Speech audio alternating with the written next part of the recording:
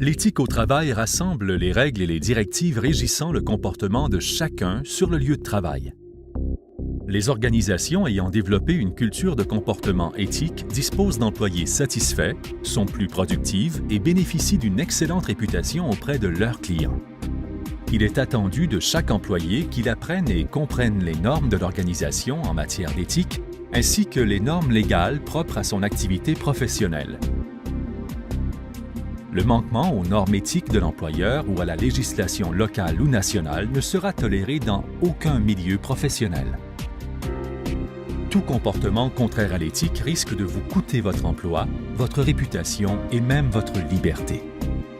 Puisque l'éthique est si importante, il est essentiel que chaque employé comprenne les normes spécifiques en matière d'éthique communes à tous les lieux de travail. Les comportements contraires à l'éthique décrits ci-dessous ne sont tolérés dans aucune organisation. Le vol. Voler des ressources de travail telles que les fournitures de bureau, des photocopies non autorisées ou des impressions informatiques. Le vol de marchandises issues de lieux de distribution ou de sites de fabrication. Cela comprend les articles surstockés, en fin de série, renvoyés et endommagés, ainsi que l'attribution d'un rabais normalement réservé aux employés à un membre de la famille ou à des amis. La copie ou le téléchargement illégal de contenus brevetés ou soumis aux lois sur les droits d'auteur tels que les logiciels, les vidéos, les images, la musique, les livres ou toute autre propriété intellectuelle que votre organisation n'est pas en droit d'utiliser ou de reproduire. Voler ou vous attribuer le mérite du travail de collègues et le présenter comme étant le vôtre, ou bien vous réserver tout le mérite pour projet au cours duquel vous avez été assisté. Déclarer davantage d'heures que celles réellement effectuées. Falsifier vos fiches de paie ou présenter des notes de frais gonflées pour qu'elles vous soient remboursées. Effectuer intentionnellement un travail inférieur à vos capacités, que ce soit par paresse ou dans le but de baisser ce qu'on peut attendre de vous par la suite. Passer du temps sur les heures de travail à discuter avec ses amis ou sa famille via le téléphone, les réseaux sociaux, la messagerie instantanée ou tout autre moyen de communication. Tromperie. Falsifier des documents afin qu'ils ne soient pas détectés lors d'inspections effectuées par votre organisation ou par les autorités locales et nationales. Mentir ou induire en erreur les clients concernant les caractéristiques des produits ou services proposés par votre organisation ou sur sa capacité à les fournir. Falsifier les résultats de programmes de recherche et de développement au profit de votre organisation ou de votre carrière professionnelle. Exagérer des résultats espérés dans le but d'obtenir un soutien pour un projet ou pour un avancement personnel au sein de l'organisation. Détruire des documents ou des courriers électroniques sensibles qui représenteraient un risque en cas d'audit, d'examen ou de poursuite judiciaire. Des règles très spécifiques régissent la conservation et la destruction de documents. Il est impératif de consulter vos responsables en ressources humaines, votre direction ou le département juridique avant de détruire ou de supprimer un document. Violer les lois antitrust sur les ententes illicites en s'associant avec la concurrence afin de fixer les prix, truquer les processus d'appel d'offres, répartir les zones géographiques ou réguler d'autres pratiques d'entreprise au détriment du consommateur. Manipuler des informations financières en vue de remplir des objectifs organisationnels tels que l'amélioration de la réputation de l'organisation auprès des investisseurs ou des objectifs personnels tels que l'avancement professionnel ou des bonus de vente. Le manquement aux procédures de sécurité de votre organisation ou aux réglementations locales, nationales ou fédérales en matière de sécurité. Confidentialité. Consulter ou partager des informations confidentielles relatives à des clients, des patients ou des employés sans autorisation ou consentement. Délit d'initié.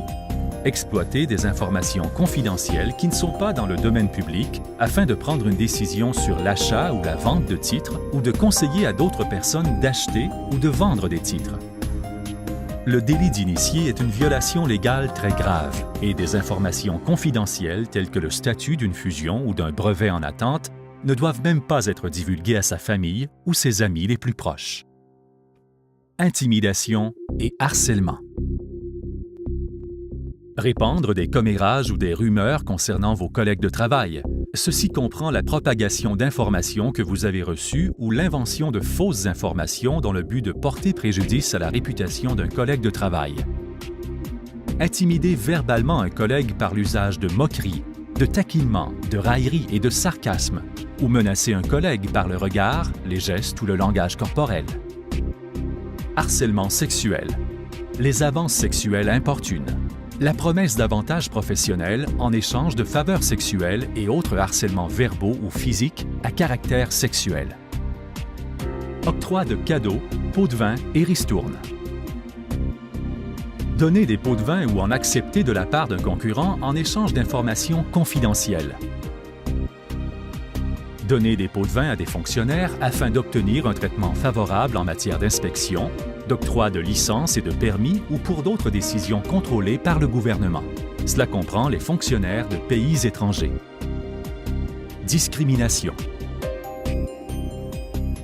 Fonder une décision liée à l'emploi telle que l'embauche, la promotion ou la rémunération sur l'origine ethnique, la couleur de peau, la nationalité, l'âge, le handicap, le sexe, l'état civil ou familial, la religion ou le physique d'une personne plutôt que sur ses capacités ou son expérience.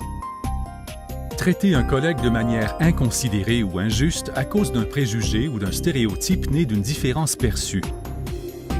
Cela comprend l'isolation, l'exclusion ou tout autre traitement irrespectueux. La violation des règles d'éthique au travail ont des conséquences. Violer les règles d'éthique au travail peut entraîner des mesures disciplinaires telles que des avertissements écrits, la suspension, la rétrogradation et le licenciement.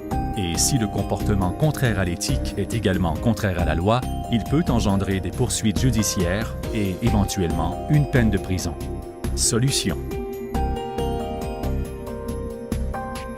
Si vous avez la moindre question visant à savoir si un comportement est conforme aux normes légales ou éthiques, demandez conseil à votre responsable, aux ressources humaines ou à votre département juridique. L'éthique au travail peut être compliquée, mais la démarche la plus efficace pour la faire respecter est de travailler ensemble dans un esprit d'équipe. Cela comprend le devoir de rappeler ou d'éduquer ses collègues de manière respectueuse au sujet des règles d'éthique au travail lorsque des problèmes se présentent. Le manquement aux règles d'éthique peut littéralement obliger une organisation à mettre la clé sous la porte. Si vous êtes témoin d'un comportement non éthique qui est contraire à la loi ou de nature particulièrement grave, vous devez immédiatement le signaler à la direction, aux ressources humaines ou à votre département juridique. Les violations de l'éthique affectent tout le monde sur le lieu de travail. Il est du devoir de tout employé de se comporter en stricte conformité aux normes éthiques en vigueur au sein de son organisation. Ce n'est pas toujours facile, mais en clair, la réussite de votre organisation et de votre carrière en dépend.